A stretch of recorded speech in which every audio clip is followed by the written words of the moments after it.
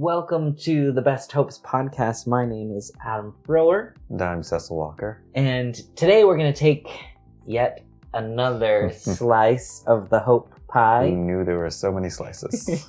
We're coming to the end of the pie. We're going to have a whole pie in a minute. Yeah. But today we're going to talk about the slice that we're going to call expectation. And as always, I'm going to start out with a few synonyms. There are quite a few synonyms, actually, for expectations. So I'll just list them all, and we're going to have no preconceived notion that we're actually going to talk about all of these. So we might gravitate to the ones that seem the most meaningful to us. But the synonyms for expectation are things like assumption, calculation, conjecture, design, intention, likelihood, prediction, presumption, promise, prospect, supposition, and surmise, which is quite broad, actually. It is. So, Cecil, as you hear the list of words, which few of those stand out to you as a good place to kind of orient our conversation around hope as an expectation? Well, I'm going to try to do my best to capture the essence of several of those, and then we'll see where we make our way, I guess. But like what I first made of it when we were considering this, expectation initially triggers for me some version of, I guess, assumption was the closest word of those words to what I was thinking. It's, the assumption you make about the outcome or about the situation that you're in, or even an assumption about what's the best way to deal with this predicament that I might be in. And so as you were listing some of those words and I was thinking about them, I guess calculated could fit into that. Some of these other ones that kind of feel like they're based on a numbers thing, or if I look at all the details, how do I best kind of capture what to think of this scenario or what to think of the best outcome that might come from this. So I guess all of them kind of fit in that. For me, there's some sense of an analysis of what's the situation I'm in and what's the way forward, or what can I say about what I think about is going to come from this. And maybe even in a strategic kind of a way, like, whenever someone tries to deal with a strategic problem, like you're trying to make a best assumption about the scenario you're in and what that means about the best answer for proceeding forward in that scenario. But with all of that said, I can very well see how this connects to hope and connects to people living their lives in a way that gets them closer to being who they want to be, because the assumptions that you hold for the situation that you're in, without a doubt, will always make a difference. And so if you could have a choice in those assumptions that you make, that means you have a choice in the differences. You have a choice in how things will play out and in the ways that you want to lean your scenario in one direction or another. And that's, I think, either good or bad. That's, if you're making assumptions that can pull you towards a better outcome, I think that's where hope does its job the best. And if you're making assumptions or relying on assumptions that might pull you in a different direction or might limit, your capabilities or your ability to seize opportunities and things like that, I think that might be more of the negative side of things. But yeah, that's where my brain immediately goes is, of course, assumptions are going to change the situation that you're in. And of course, there are assumptions that can be fueled by hope that might make a difference for the situation that someone's in. If I'm in a really, really bad place, but for some reason I have some sense of confidence in, well, here's how I think things will play out. Here's a good estimate on what might be a good way to move forward with this and what might come from that thing. Even if you're wrong or, quote, miscalculated, I think that mindset is different than a hopeless one that says, there's not much I can do. Yeah, it's interesting because listening to you, it kind of made me think of a couple of things. It kind of made me think of chicken and an egg concept, right? Where it's like, if I walk through life with certain presumptions or assumptions, that's going to influence, that's going to taint the way that I see the world, the way that I experience the world. So if I walk through the world with kind of this optimistic rose-colored glasses kind of view, I'm going to find evidence that supports that I should be seeing the world in that way. And so if I have in this context, a hopeful demeanor, I'm going to see things, I'm going to find reasons why my hope might be worthwhile. Right. And then when I see those signs, then my hope increases. Then I'll go back and I'll be like, oh yeah, there is a good reason why I'm walking through the world in this way. So it kind of becomes this cycle of hope and optimism. So it kind of made me think about it that way, as like, I could influence hope simply by walking through the world with hope. I could get more of what I put out, I guess. So it made me think about that a little bit.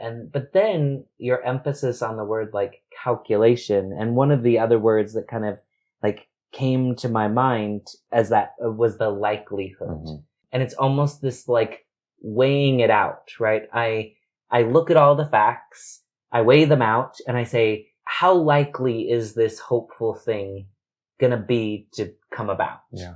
And that kind of, for a second, made me think, well, maybe it's not so like predestined or like influenceable. Now I feel like I'm contradicting myself. You're gonna have to make sense of all of this in a minute. I could try, I guess. But one of the things that I was thinking about is like, in our calculations, we could influence the calculation, right? We can say, well, what if I add this? Or what if this were to happen? And it made me think of some people who I have known and talked to. Inevitably, it'll be like, well, let's try this new thing. And the default is like, well, what if it doesn't work? Or what if this happens? Or what if that happens? And it's almost like with the calculation or likelihood, they're adding in like all of the potential pitfalls, which could reduce hope. But it made me think, if I have the ability to influence it, I could simply just change that around, put different things in the calculation. Instead of saying, well, what if that didn't work out? I could say, well, what if it did work out? What if all of these bad things happen? Well, what if all these good things happen?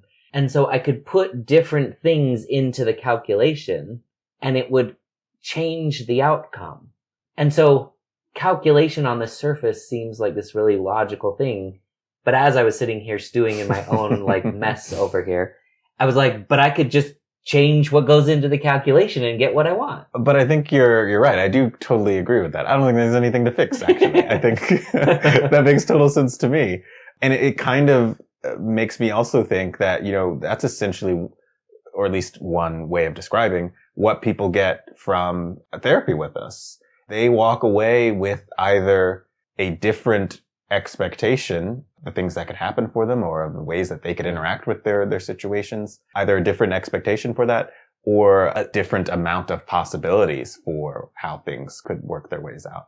And either way, like you're saying, the math in the equation then changes towards an assumption of something hopeful, something good, something desirable. And as we kind of started this conversation on, that automatically makes a difference. And I think part of me also wants to kind of speak to this notion that I've heard quite often from a lot of people that, you know, some people intentionally keep expectations low or keep expectations negative. And they say, you know, I can't be disappointed if I have no high expectations or if I had poor expectations. You can only be pleasantly surprised. Exactly. I never would describe myself as an optimist, but this very much makes me seem like a, you know, glass half full kind of person, but you can't ever get excited for anything. You're missing the other half of this.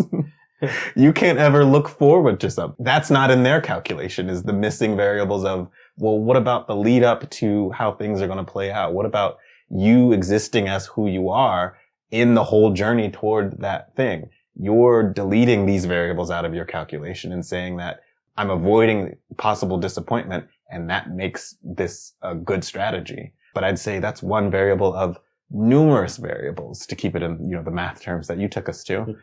There's so much value, potential value, to the experience along the way, to just your feelings about that being a possibility, all the choices and things that would change and be different as you approach this thing with some expectation for a certain kind of an outcome, a hopeful outcome. I think there is kind of hard to put a number to the kind of value that could rest in those places, especially depending on what kind of outcome we're talking about.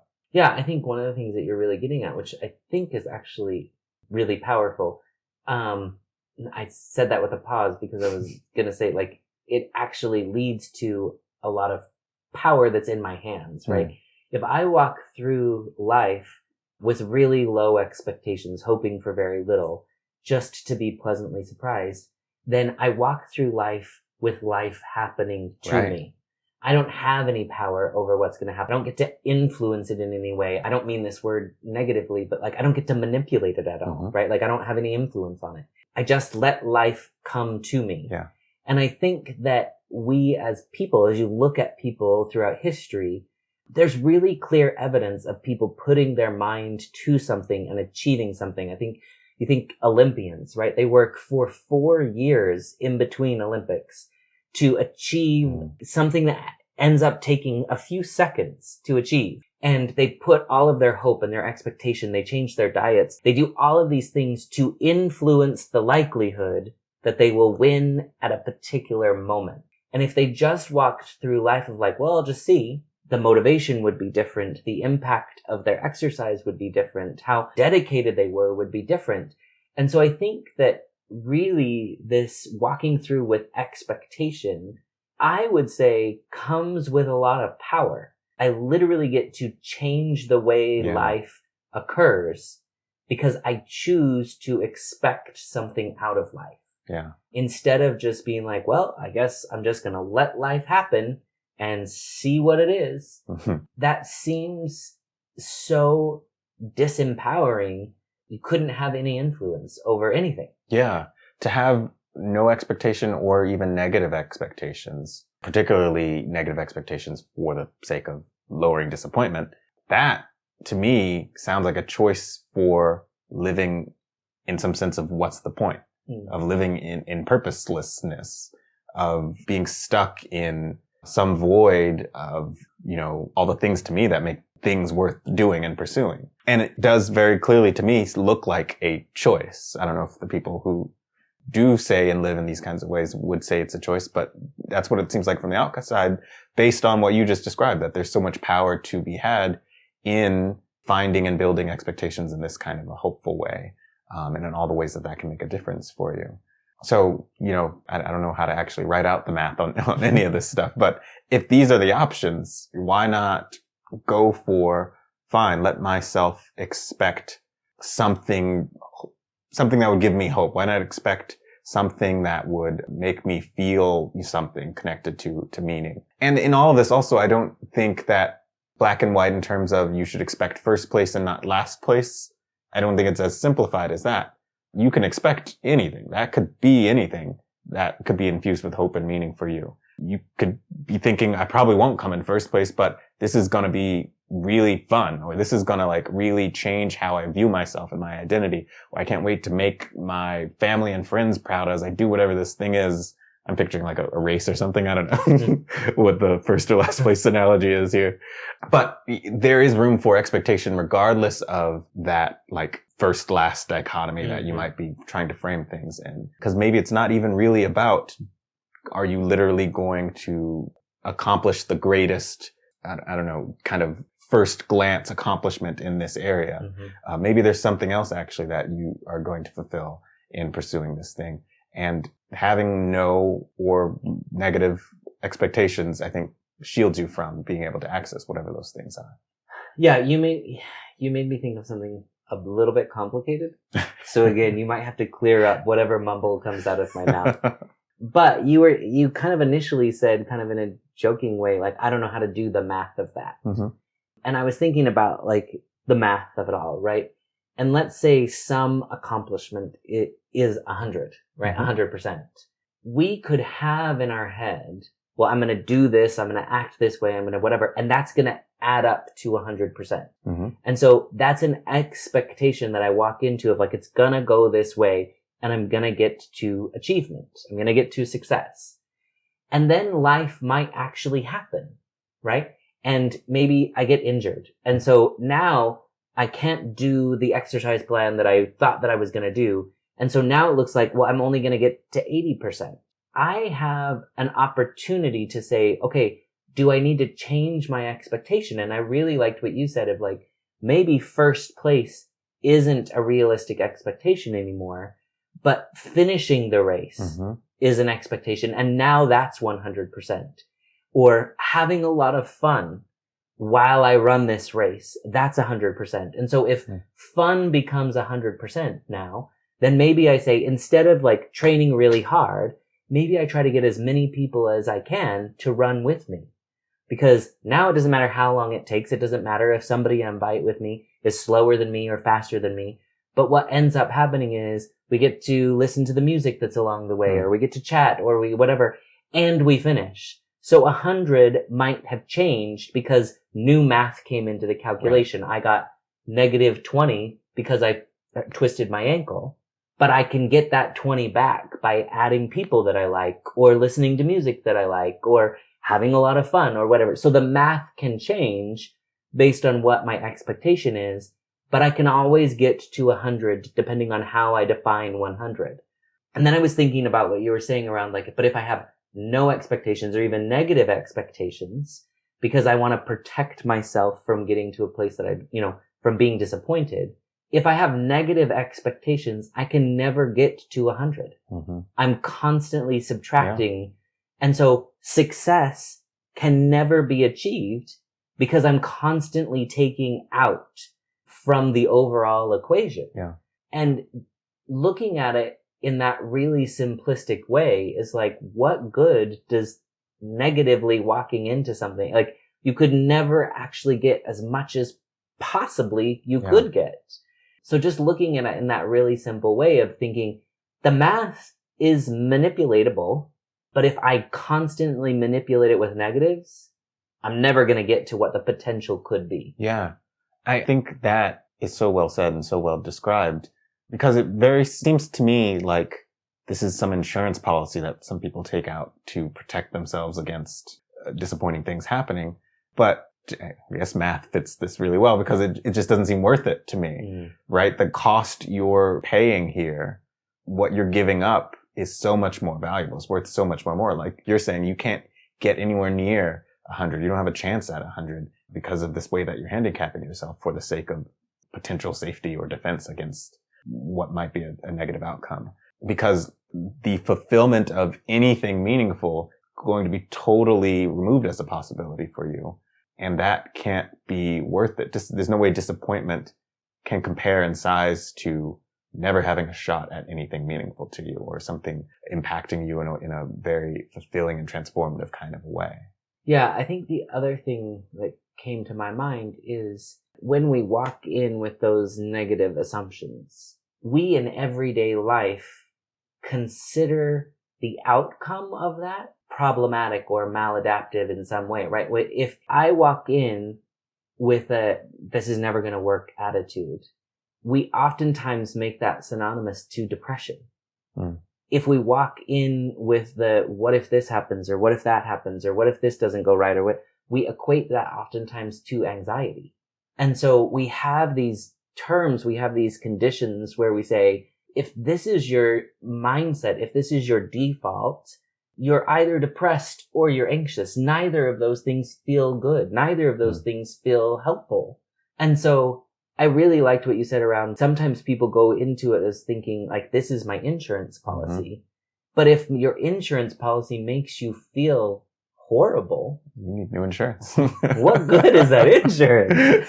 Whereas on the other hand, if we walk in with the like, what if this actually pans out? Or what if I could influence this? What if I could be successful? We use words, obviously, like hope. We use words like optimism or encouraging or whatever. And just inherently, that's a more filling place to live life. Yeah, it's the more and more we have conversations like this, the more myself feel like, well, maybe I'm just an overly optimistic person, much more positive than I actually thought I was. Because it's very hard for my expectations to be bent toward the negative or to be dissipated altogether. Rarely would describe a day as today's just a bad day or something, or this is a bad week. And I think that has something to do with the continuance of expectation.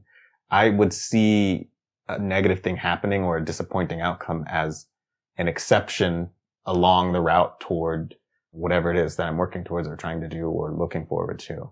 And it'd be hard for me to not see it that way, even if numerous things in a row seemed like they weren't lining up. Because it feels like, at least in my perspective, that things being fine, things being neutral is a default, but a choice that I could make is to keep going toward what's the thing I really want? What's the more desirable version of this or the more desirable outcome? It at no point ever feels like a good strategy, which some of those other synonyms make me think of like a strategy.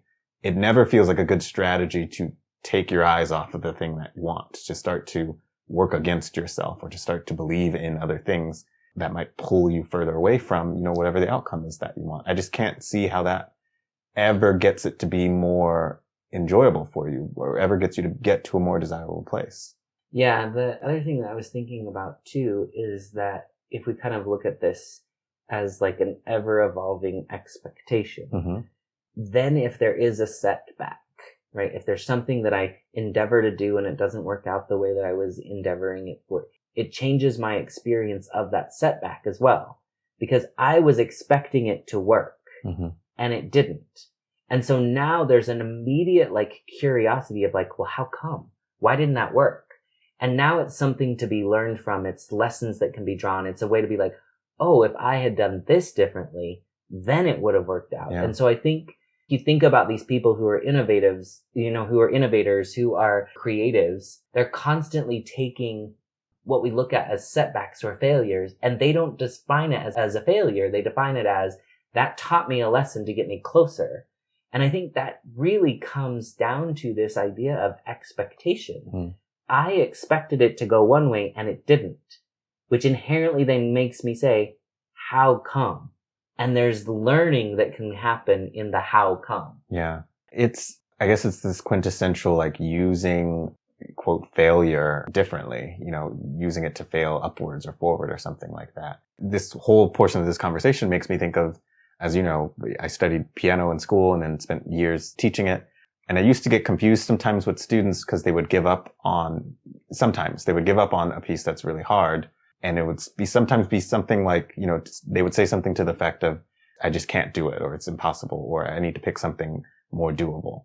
And I would always be confused by that because sometimes we argue about the specifics of this philosophy, but I think you could do anything. You could play any piece that you want. It just so happens that some pieces mean several hours of playing the same measure over and over and over. That might be a bit of an exaggeration, but several hours of playing probably. Not if you have my skill level.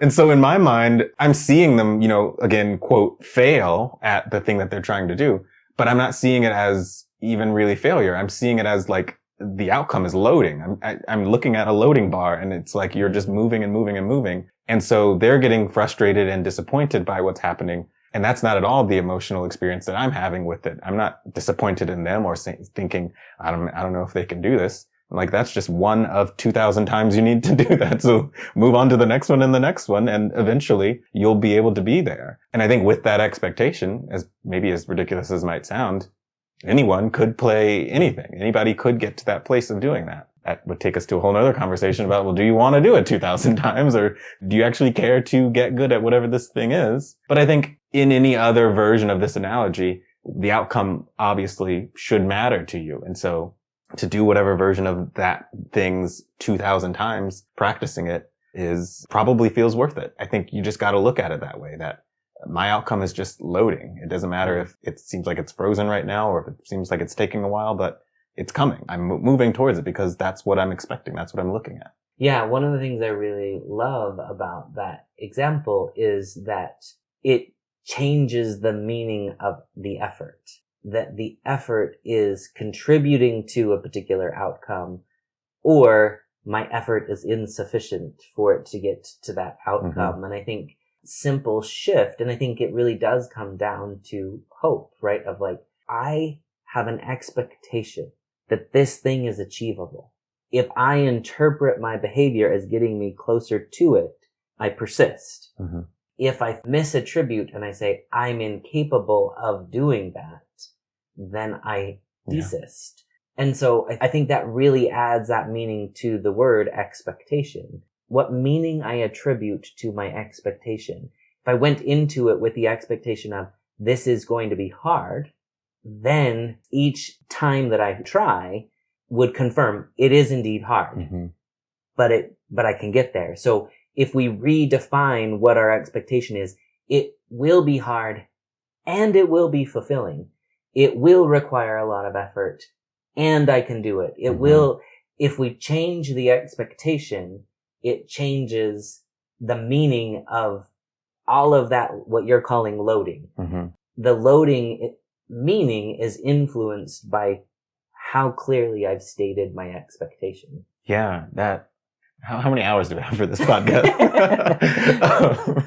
I feel like we could even go into a whole other conversation about some of these ideas here, because I do think that makes a big difference. You're saying your relationship to the difficulty of it even changes when you have certain types of expectations. Because I think when you are seeing it instead of as a failure, or that this setback means something about me, or means something about the direction I'm supposed to be going in, obviously that could easily deter you or just kind of weaken your faculties for the thing that you're trying to do, in all the ways that we know low confidence and all that kind of stuff can do.